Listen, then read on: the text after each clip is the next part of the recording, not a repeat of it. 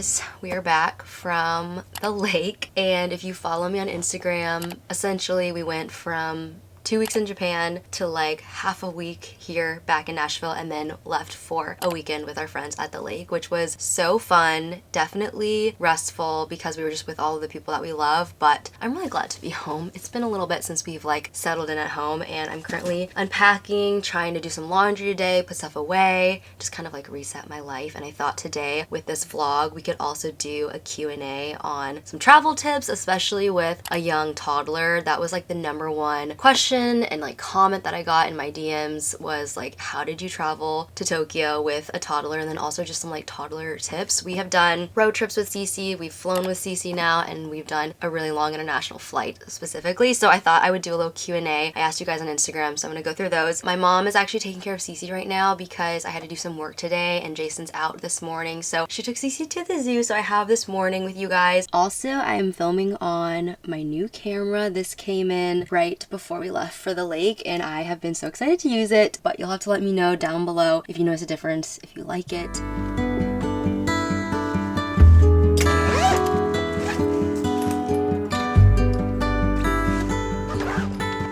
I wanted to share more about the suitcase that I used because it's actually from Quince. This video is sponsored by Quince, and I've shared a lot of their clothing on my channel before, but for those of you guys who didn't know, Quince also has luggage, and so this is one of their carry-ons. They have this one, and then they have an expandable carry-on, but I got the front pocket carry-on, which is exactly what it sounds like. It has this really great front pocket. You can slip a 16-inch laptop in here. It also has really great storage and organization for your cords, your AirPods, things like that, chargers. So I really love having this pocket. It's really easy to get to my computer. I also got the checked bag in the green as well, and I just think this is such a stunning color. It has the 360 smooth gliding wheels, which is also essential. And then on the inside, it has this compression panel for fitting as much as you can in your carry-on. It also has this removable dirty clothes bag, which I absolutely love. I honestly always travel with a dirty clothes bag no matter what, because I don't like mixing in my dirty clothes with my clean clothes. So I love that it comes with a bag that just stores in a pocket inside the suitcase so you never lose it. Then the other side has a zipper with mesh, so if you need to open your suitcase for any reason, stuff won't just go flying out. Quince also has packing cubes, which I swear by these, especially for packing for a baby. I'll actually use one of these larger ones for all of Cece's stuff. I'll put all of her things in this, and then I'll throw it in a larger checked bag. But I also use them for shoes because I don't like my shoes to touch the stuff in my suitcase. And then also for like underwear, socks, bras, smaller items like that. These are compression cubes, so they look really, really small, but they actually do expand. So you can fill them with things and then compress them down to save a ton of room in your suitcase. I actually got them in the beige, but they do come in a green that matches the suitcase. And in one pack you do get 6 different sizes, so you get a really large one, goes all the way down to this smaller one, and all of them actually expand. And then really quick, just to show you guys the different sizes, so I ended up getting the medium checked bag. This is such a perfect size for when I want to take stuff for me and Cece in one suitcase. Both have the TSA locks as well. Same 360 wheels and adjustable handle. And a similar layout, you have the compression panel with the straps, so you can really squeeze a lot into this side. It also has a zipper here and the same dirty clothes bag that zips into the actual suitcase. And then on this side, it has the same zipper panel, but it actually has 2 mesh pockets here that you can slip items into. I'm gonna link these down below in the description box. I know if you bundle a carry-on with a checked bag, you can save some money. I did grab a couple of dresses that I wanted to show you guys. Linen pieces. You know I'm obsessed with Quince's linen, and also gingham right now, so I want to show you guys what I picked out. This probably looks a little familiar to you. I actually have it in another print that I bought last month for my Quince dedicated try-on haul, and you know how much I loved that dress in the blue stripe. I had to get it in the gingham. It is a midi style. It has pockets. It's also fully lined, and it has this really beautiful square neckline. Next up is this other linen dress. This one is a little bit shorter. It actually is like the perfect mom dress because it's a little bit shorter, but it's not too short, so you can definitely still like bend and get your kids. But I love the higher neckline on it. It's just a really, really comfortable dress. Doesn't cling anywhere. It's fully lined, linen, it's got pockets, and it's just such an easy dress to throw on. Would be great with a sandal or a white sneaker. But I'm gonna link all these down below with the sizes that I got as well. You can find those in the description box.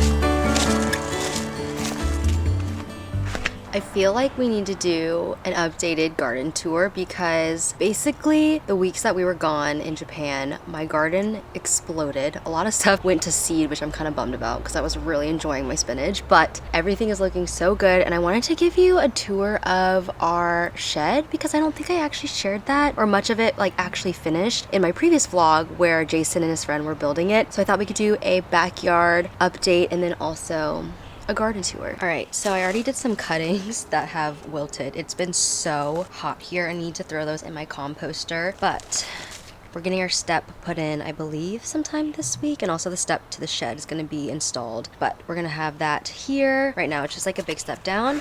We've got these pavers. Some of the sod has actually died, which is so sad. I think we maybe laid the sod a little bit too late. We laid it later than the big patch in the back. This was like an add-on, and I think we might have like missed the window just barely. A lot of it is still alive, but this is like really struggling. So I think we're gonna have to reseed some of this in the fall. But here is my garden. These are my zucchini and my cucumber, and I wanna do some work in the garden today and kind of prune my zucchini. I heard if you prune like a third of it every week, it just like grows more vegetables. So I'm gonna prune this. I've got my cucumbers down here, which I don't know. I've got a few little cucumbers on there, but these are kind of slow growing. And then I don't know if you guys can tell, but I actually do have a little zucchini hanging out there. So I'm really, really excited for these. And it looks like I've got one hanging out there as well. And then I think that is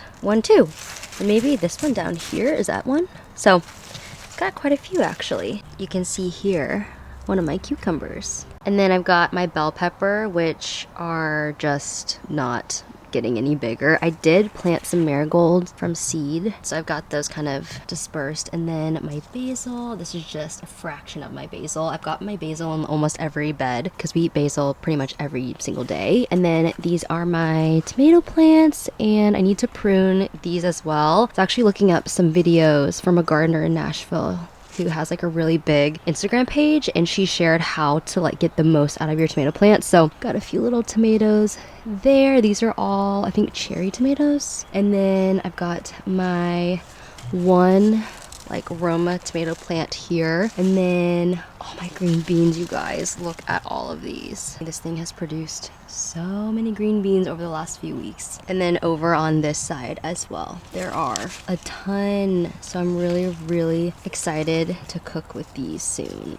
They're really coming in nicely. And then over here, my lettuce literally exploded. We just used a ton. Once we got back from Japan, I cut a lot of this during the time that we were back and used it for a salad, and it's already grown some more. It is starting to go to seed, which is kind of a bummer, but to be expected. It's really hot here. So all of these have kind of gone to seed. Probably should collect the rest of this in the next day or two because this is gonna start going. But my kale is doing amazing. We have used so much of this kale and it just keeps producing, which is so fun. I think that's my favorite thing about the garden is like you just get to use as much as you want and then it just keeps growing and you just find creative ways to use it throughout the week. But that's my kale. My potatoes, I learned are not ready yet. Someone actually sent me a DM on Instagram how to tell when you're supposed to pull the potatoes. So those aren't ready yet. The actual greens, I believe, will like die back and then you pull them. And then over here is my green onion, and I have used this almost like every morning for our scramble for months now, but it's really, really doing well. And I used it this morning. It's so good. It's so nice to just be able to come out here and cut green onion. Here's another marigold that I grew from seed, some more little basil. All of my spinach has gone to seed, so I'm trying to decide if I want to pull this. There's so much pollen on it. If I want to pull these or let them die and like fully go to seed, but they've all bolted.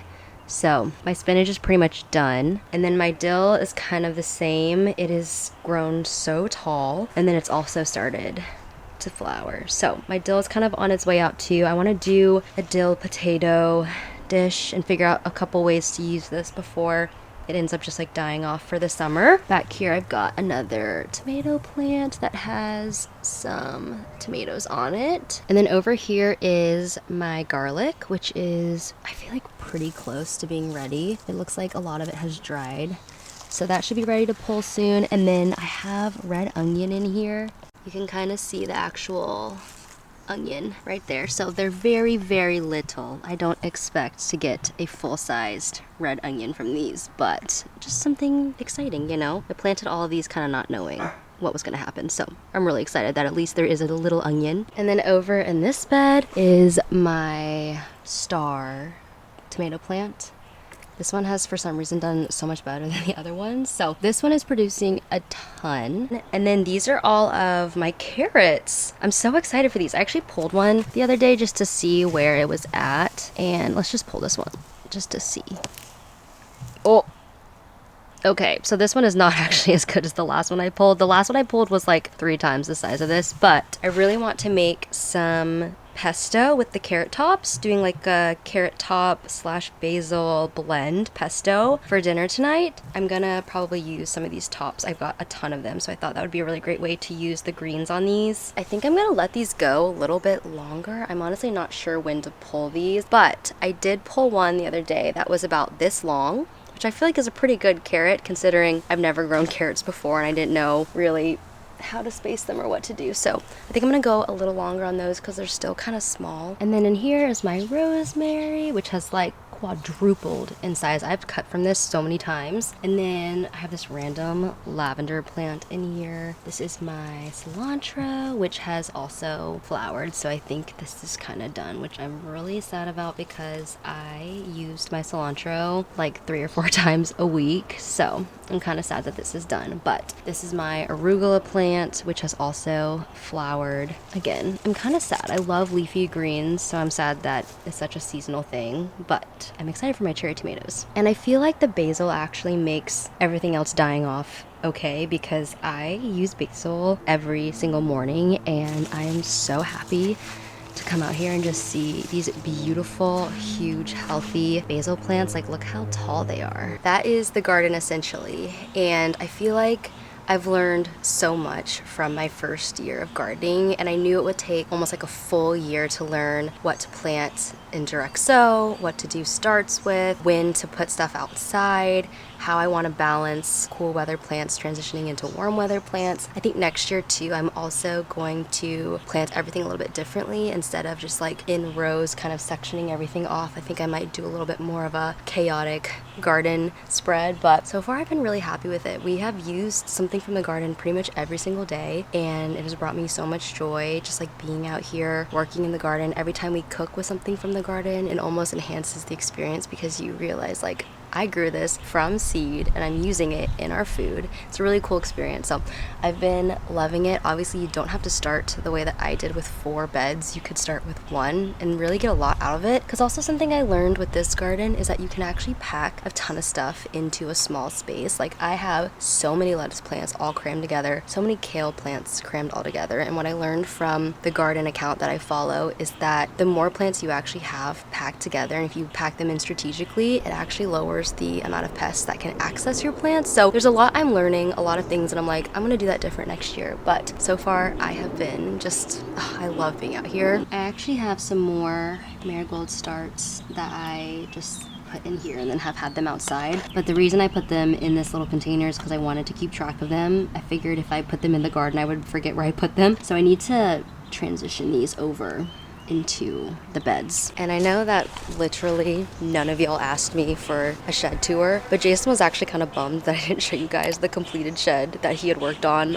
all weekend long. And I think it is cute, so I want to show you guys. So this is the shed, and we are gonna get a step put in there, but it's made out of cedar, and there are still a few pieces that we need to stain on the roof. So you'll see a little bit of a difference in color between the side paneling and then some of those pieces along the top. But I ended up transferring my succulents from the front out here because we don't have irrigation running to these window boxes. I wanted a plant that could take a lot of sun and not need that much water. So I ended up getting new plants for the front, put the succulents back here, and they're in all of these window boxes, and all of them survived except for this one. I have no idea what happened to this one. What's odd though is that it actually does have some new growth along the bottom stems, so I'm kind of thinking it might come back. Also, I want to give a huge shout out to our furry tree, our magnolia that Jason dug a hole for, planted. He's very proud of this tree, and while we were in Japan, it literally doubled in size. It has so much new growth on it, a couple of buds, and it's just doing really, really good. I literally have to reach so high to get in here. I'm not gonna lie, I thought it was gonna be really hot in here, but it actually feels pretty good. So all of these windows in here, they actually open and there are screens on them. So if it gets really, really hot and I have plants in here, we could open up the windows, but I love this. It has skylights all along the top, and then this side of the roof is just normal wood. There's this workbench that goes throughout the entire shed. Jason and his friend ended up installing a plug out here. We ran a power cord from our house installed here, so we have a light in here if we need to get in here at night. He's already hung our beach chairs here. And I'm actually glad I came in here because I totally forgot. We got some new outdoor pieces from Lulu in Georgia, a little bit of a refresh for our back patio space, and we stored them in here before we left for Japan. And honestly, I just like completely forgot that they were in here. So we need to unbox those. But this is where essentially I'm keeping all my gardening stuff. So I got these big tubs here that actually have wheels, and I've got my kneeling pad, some extra soil. I need to probably just put the grow lights in these tubs because I'm not going to be using those anytime soon. And then what's fun about this door is actually it's called a picture door where the top part opens.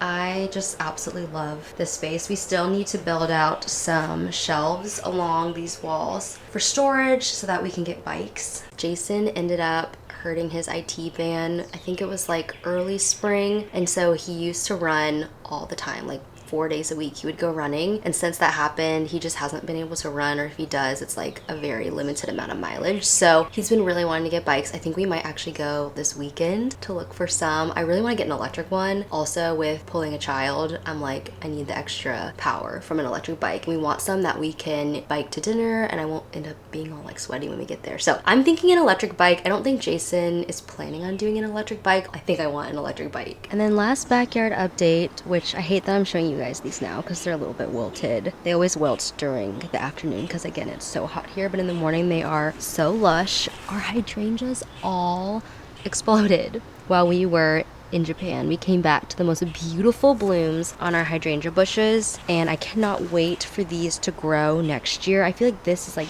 the baby stage of these bushes, but I'm really, really excited to see how they grow in the next couple of years.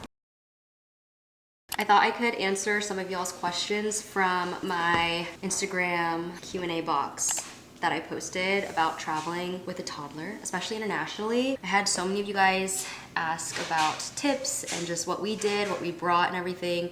So I took screenshots of all of the questions so that we could go through them. First question is, did you pack any snacks? If so, what kinds? I'll be traveling with an 11-month-old in a couple of weeks. So we packed a variety. I find that as Cece's getting older, she gets really bored with the same snack over and over again. Especially, she used to like eat a ton of puffs, but now she'll eat a few and then she'll get bored and she'll want something a little bit more exciting. So we kind of brought a full range of snacks to keep her busy on the plane. So we brought yogurt melts, which you can grab anywhere, puffs, which you can grab anywhere, and then little fruit bars. Definitely find stuff that is age appropriate to your kid, but the more the better. And then when we got to Japan, actually I ended up just buying some Japanese snacks that they had for toddlers there. And then I ended up packing, this is gonna sound so crazy, but I ended up packing like go-go squeezes and the things I knew she loved. I packed double for the flight there and the flight back. So I actually held on to some while we were in Japan and bought other stuff in Japan and then used the stuff that I knew she loved on the plane back home. Next question is scheduling tips. Did you maintain a consistent wake up bedtime schedule? And also there were a lot of questions about jet lag and sleep schedules. So when we're here, Cece typically does 2 naps a day. She would normally do one around like 10:30 to 12:30 and then around 3 to 5. But as we were approaching the trip, we started testing out if she could go down to 1 nap, and she actually did pretty good with her transition. So honestly, when we got to Japan, we just full sent on the 1 nap schedule and it ended up working really well.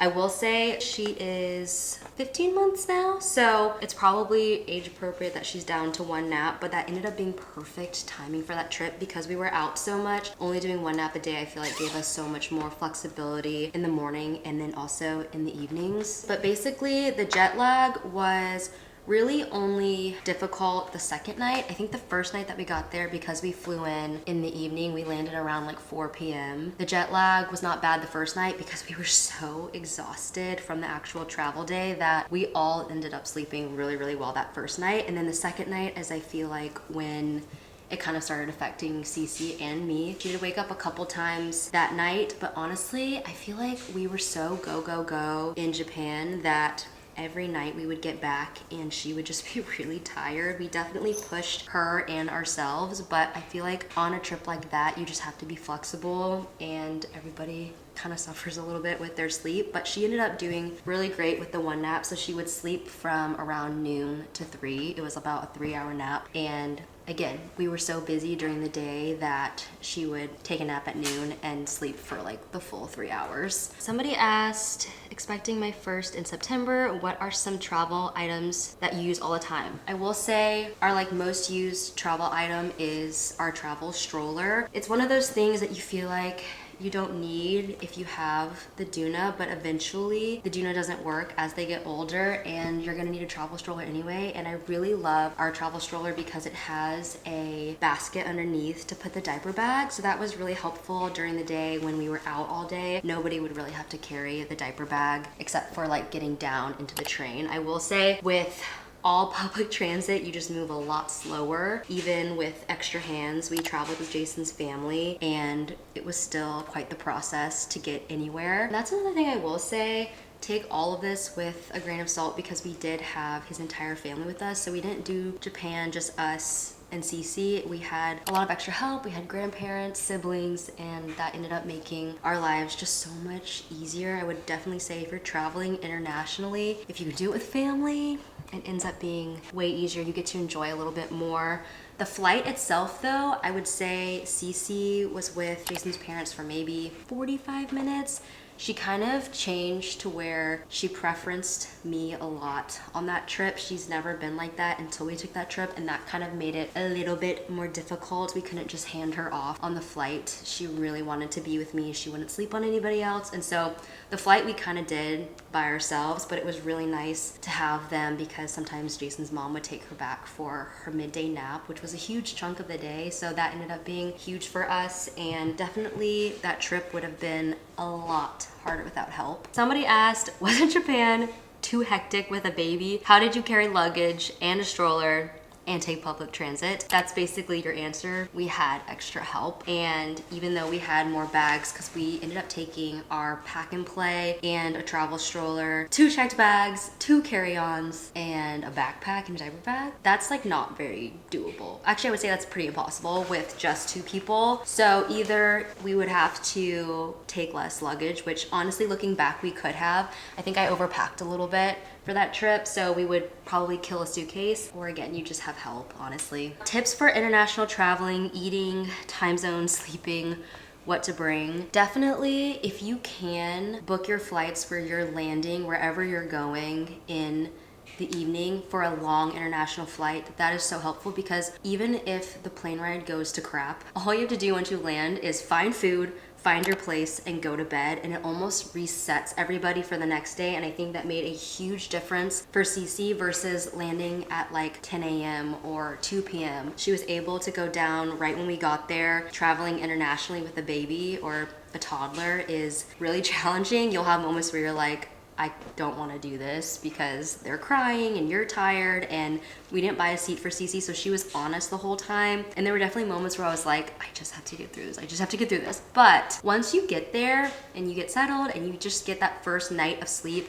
you actually feel way better than you think you're gonna feel the next day. But definitely the travel day just is chaotic and stressful and exhausting, no matter if you have help or not. It's just a lot on your child. But once you get there and you get that first night of sleep, it ends up being worth it for sure. How did you and your husband tag team traveling with a toddler? Different responsibilities? I wouldn't say we had different, well, actually that's not true. My responsibility was essentially carrying Cece, carrying the diaper bag, just kind of, feeding her on the plane, all the things. Jason definitely helped. He actually did all the diaper changes because he sat on the outer aisle. He was able to actually just get up a lot easier than I was to change her on the plane. But I pretty much fed her on the plane. She slept on me. She would not sleep on like anybody else. So she slept on me. But then once we got there, kind of the same old like we do here. We both kind of did everything. You definitely have to accept that you're gonna have some days where you have to go back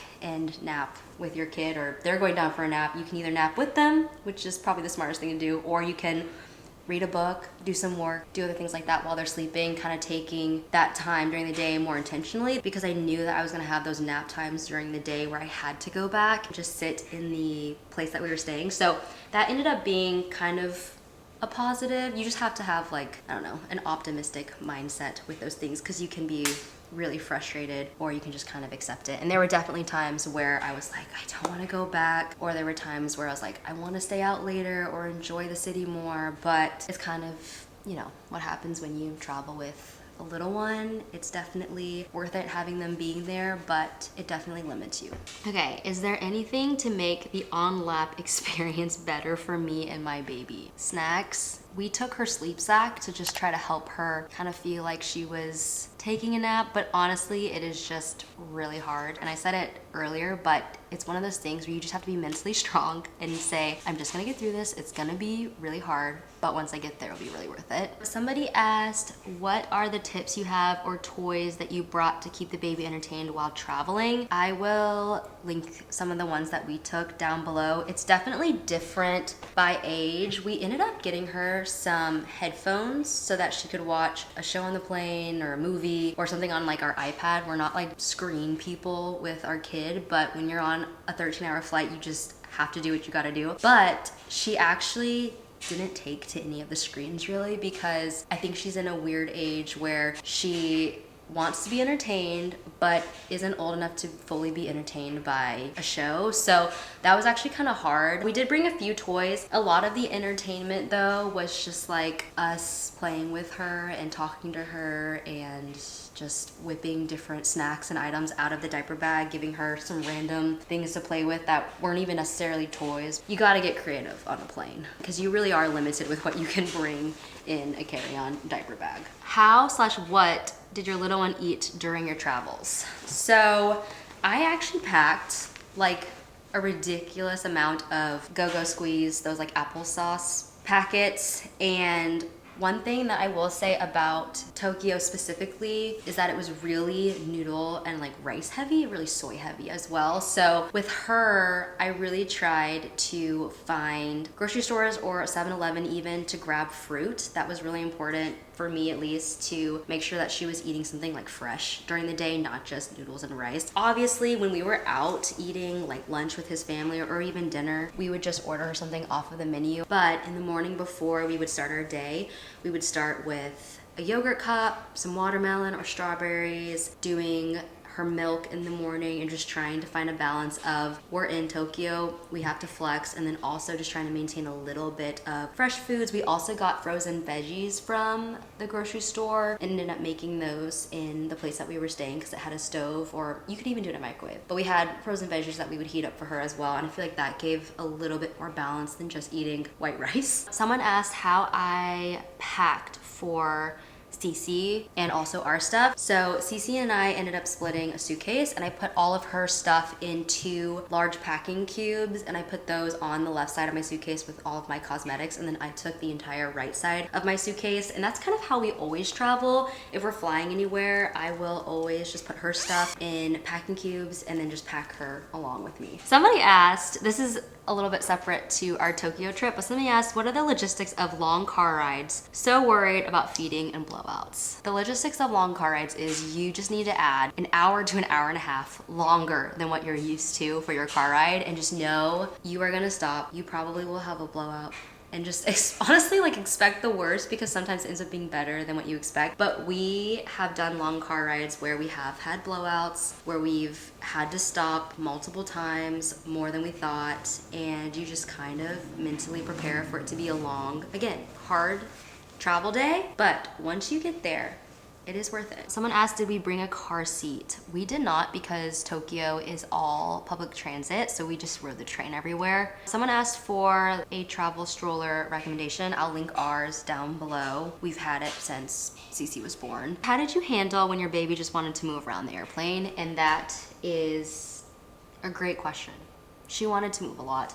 And a lot of times on flights, the stewardess don't really want you just like walking around the plane. Sometimes they don't care, but the one that we were on, one of the plane stewardess was like, can you go sit down? So we basically just let her stand at our feet and just kind of squirm around a little bit. But again, honestly, like, it's one of those things where you just have to hold on to your kid if you don't have a seat for them, and you just kind of get through it together. More questions about sleep time change. I think just get on a schedule as soon as you get there the next day. Try to just find a schedule and stick to it, and eventually your baby will kind of adapt to it, but just know that it will take a couple days for them to adjust. Most important things to bring for ensuring sleeps and naps: the slumber pod. It's one of those things that we have tried to travel without it, and it's not worth it. Like, I would rather bring half of the things in my suitcase than not have the slumber pod. We put that and her little high chair, her little pop-up camp high chair, in his suitcase, and both of those items actually made it a lot easier in Japan because there are no high chairs. So we took her little pop-up camp chair for feeding in our place, and that ended up being so helpful to have. And then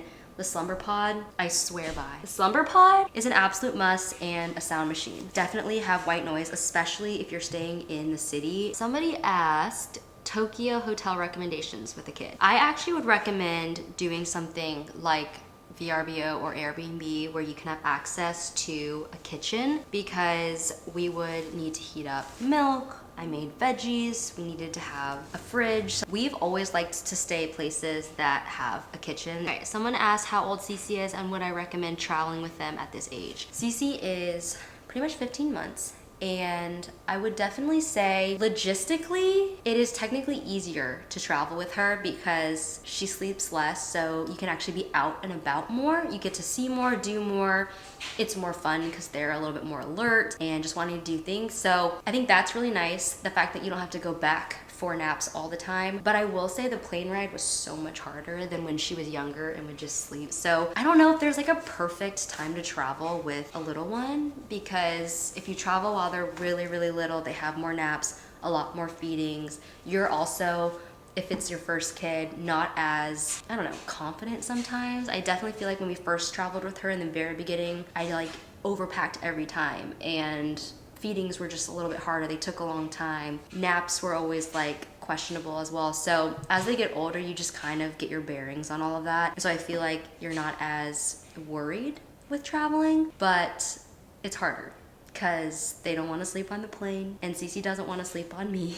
So she definitely is just a little bit more antsy, wants to get out, wants to crawl, wants to move, and you just kind of have to weigh which one you would rather have when you're traveling. Someone asked, did you have to go home early each day? It was kind of 50-50 because we had his parents with us. They actually wanted to go back early in the evenings and take her, so very, very grateful for that. But we also went back ourselves with her. We kind of split naps with his mom. She wanted to go back a lot of the time, but we went back as well and stayed with Cece while she was napping, so it was kind of a mixture. Somebody asked, did you go back to the Airbnb to ensure at least one good nap or go with the flow? Yes, we did one nap every single day. So either we were taking her or his mom was taking her. Even if she slept in the stroller, we still did one nap, because I feel like that actually, in the long run, because it was such a long trip, I feel like you can kind of get away with that if it's a shorter trip, doing a go with the flow nap schedule. But for a long trip like that, you really want to guarantee that they're going to be in good spirits for the whole trip, not just like the first 5 days. So we definitely stuck to one long nap a day. Also, I will be sure to just link some of our baby travel essentials, maybe that I don't mention or think of right now, in the description box, because I have a lot of y'all asking what to bring, and I would definitely say a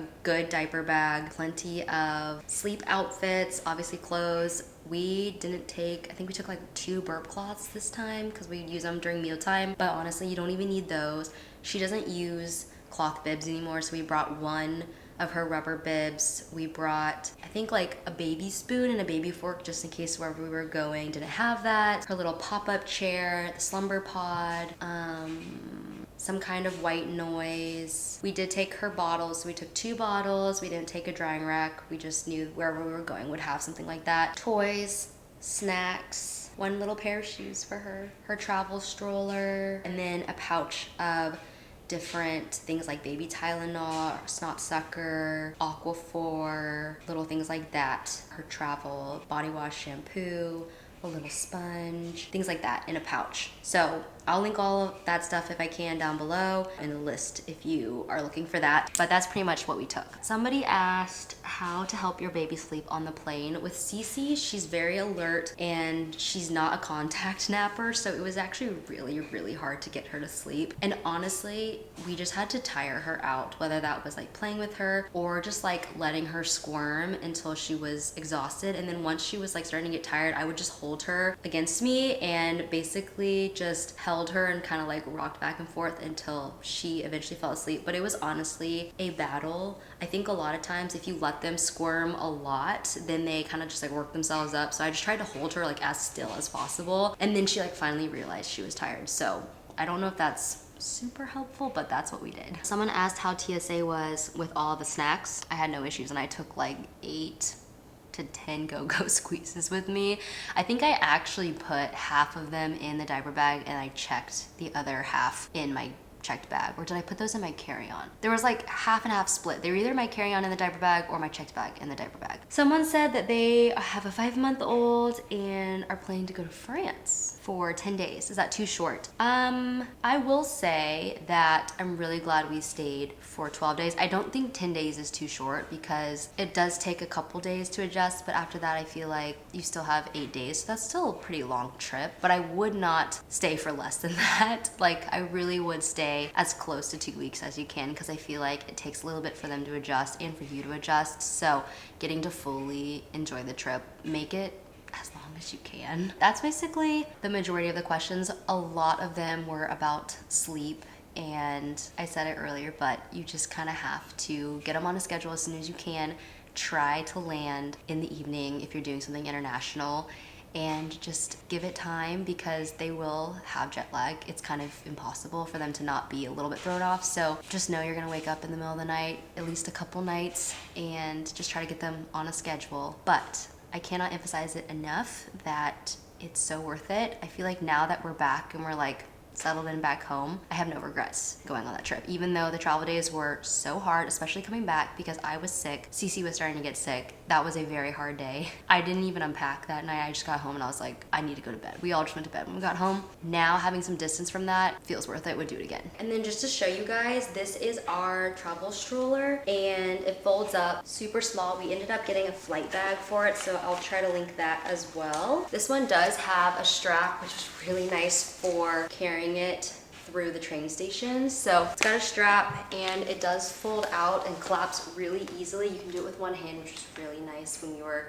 quickly trying to get on the train. We'd break it down, jump on, or all the things. So all you do is you lay it out and open it up, and then you have your stroller. So full sunshade, which is also really nice if you're out all day. They can be covered, and it does actually drop back pretty far. I wouldn't say they lay completely flat, but when Cece was needing to doze off, we would drop it back like this. So really great travel stroller. It also does have a basket in the bottom to put your diaper bag, and this was essential for traveling, and I just love how smooth it glides as well. So it's a really, really nice travel stroller, but definitely you can use it from baby through toddler. Well, somebody is so happy. You went to the zoo, you're about to go on a fat, sweaty walk. I'm jealous. Wow. You did finish it. Good job.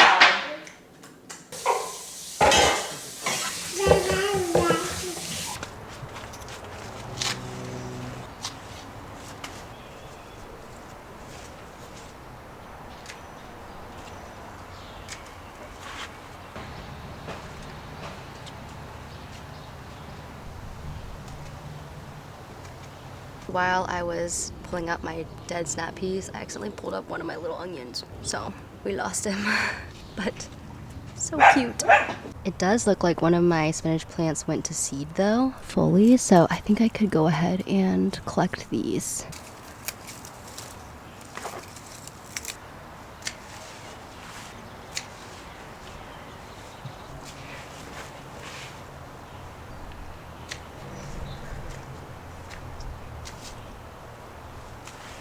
I just finished pruning and collecting for my pesto. I have been dreaming of making homemade pesto for years. The last time I made homemade pesto, I had bought this huge plant from the farmer's market, and I ended up potting that one and it died. Now that I have my own garden full of basil, I decided to make some pesto, and I actually found a recipe that combines carrot tops and basil. So I think I'm gonna do a carrot top basil pesto and then use the extra basil that I collected for a caprese salad for tonight.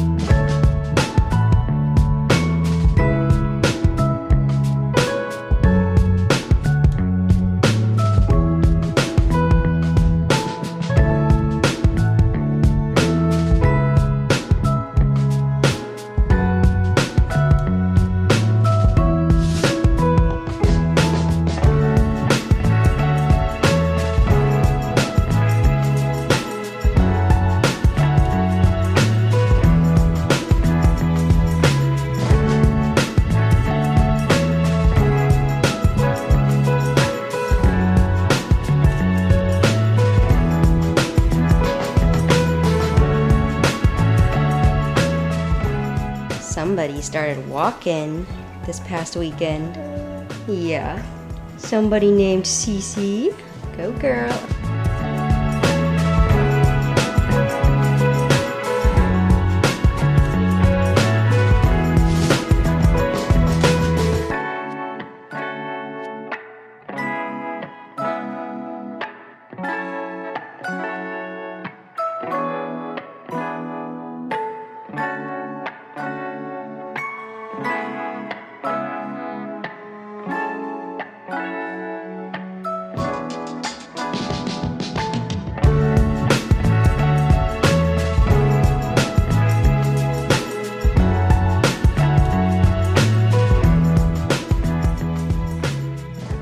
First impressions.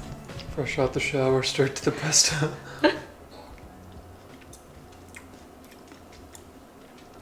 Is it good? Wow. It's Does it very need good. a little more lemon or Parmesan? I think actually probably Parmesan and garlic. It's very lemony. Oh, okay. Is this the carrot top? Yeah, it's carrot top and basil. It's like a hybrid. Because I say it has, yeah, definitely like a leafier mouthfeel than what I'm used to. I like garlic and Parmesan.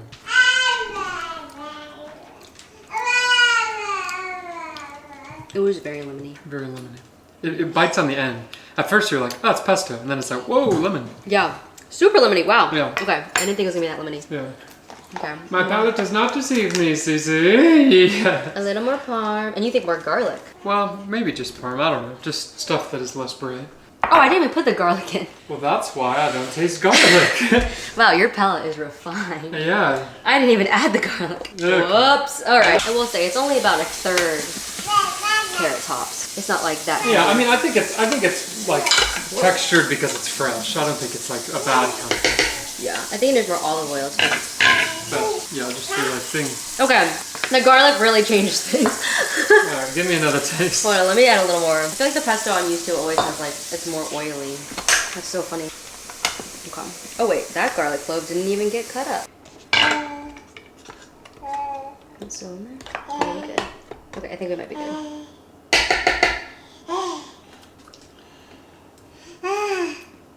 That's pesto.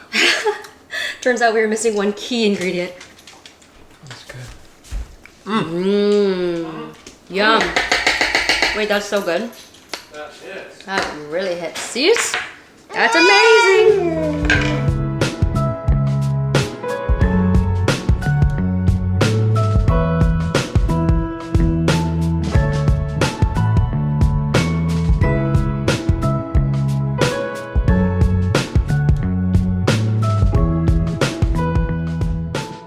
Was that so yummy?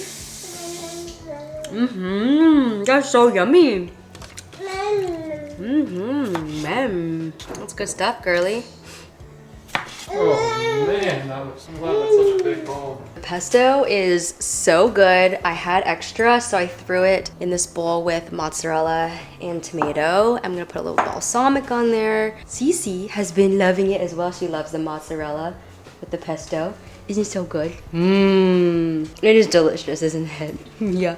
Are you literally about to walk right now? Expert level with the dog. I'm gonna put the recipe linked in the description box. I did add Parmesan cheese. I didn't have Parmesan in the recipe, but I feel like most pestos have Parmesan. So I just added maybe like 1/4 of a cup of this to it, and it is so good. Delicious. Cece wants more. Cece wants more. That's good stuff. So good.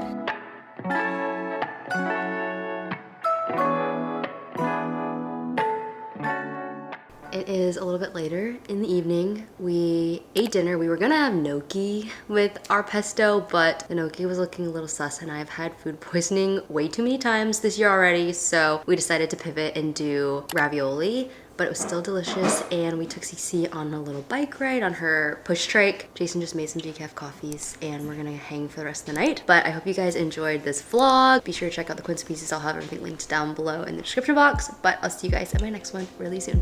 Bye, guys.